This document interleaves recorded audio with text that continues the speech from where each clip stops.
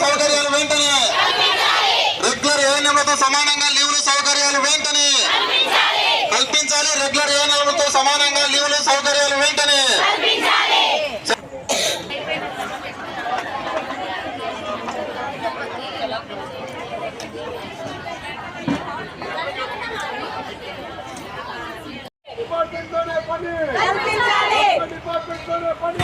సమాన పనికి సమాన వేతనం, సమాన పనికి సమాన వేతనం, సమాన వేతనం. గ్రేడ్ 2 లాగా గ్రేడ్ 2లో ఏఎన్ఎం లాగా సమాన వేతనం, గ్రేడ్ 2 ఏఎన్ఎం లాగా సమాన వేతనం. మాకు వేతనాలు కనీస వేతనాలు, కనీస వేతనాలు, కనీస వేతనాలు బాబు.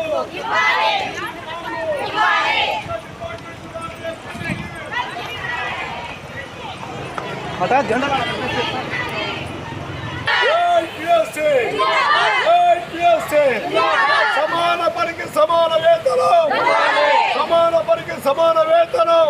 ఆ సమస్యలు పరిష్కరించేంత వరకు సమాన పనికి సమాన వేతనం, సమాన పనికి సమాన వేతనం. ఆత్మ పోరాని వెంటనే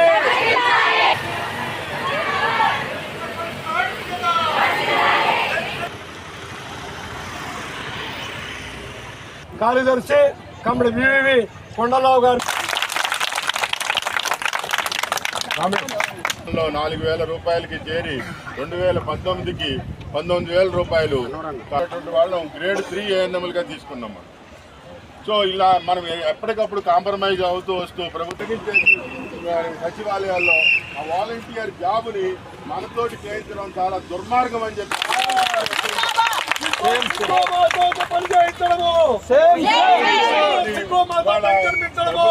చూడడానికి మనకి విధులు ఉన్నాయి, రోజువారీ విధులు మనకు ఉన్నాయి.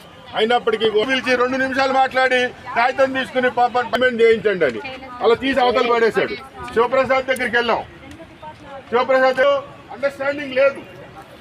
కాబట్టి ఇవాళ మనకి ఏమైతే కోరికలు ఉన్నాయో 2 డిపార్ట్మెంట్లు పని తీసేసి 1 డిపార్ట్మెంట్తో సమానంగా ఏఎన్ఎం రాష్ట్ర డిప్యూటీ జనరల్ సెక్రటరీ ఈరోజు ఏఎన్ఎంలు చేస్తున్నటువంటి ఆందోళనకు మద్దతుగా ఏఐటీసీ కూడా రావడం జరిగింది.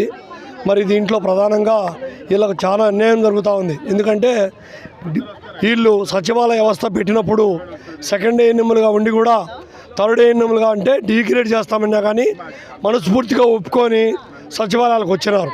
కానీ వీళ్ళ మీద మరి ఈరోజు 2 డిపార్ట్మెంట్లు సవారు చేయడం అనేది ఇది పద్ధతి కాదు. కాబట్టి గౌరవ ముఖ్యమంత్రి గారికి సార్ మేము చదివింది ఏఎన్ఎం, ఎంపీహెచ్ఏ ఫిమేల్గా మేము ఏఎన్ఎం చేసాం. కాబట్టి మమ్మల్ని పీహెచ్సీలో కలపాలి. ముందు మేము పోరాడేది కూడా పీహెచ్సీలో. గత ప్రభుత్వం 2008లో మేము మమ్మల్ని అవుట్ సోరింగ్గా సెకండ్ ఏఎన్ఎంస్గా వైఎస్ రాజశేఖర రెడ్డి గారు మమ్మల్ని తీసుకున్నారు. అప్పుడు తీసుకున్నప్పుడు సెకండ్ ఏఎన్ఎంస్గా మేము చేస్తున్న తర్వాత సార్ రెగ్యులర్ చేస్తానన్నారు. అకస్మాత్తుగా సార్ మరణించారు. ఆ తర్వాత చంద్రబాబు నాయుడు గారు వచ్చారు, ఆ తర్వాత జగన్ గారు వచ్చారు.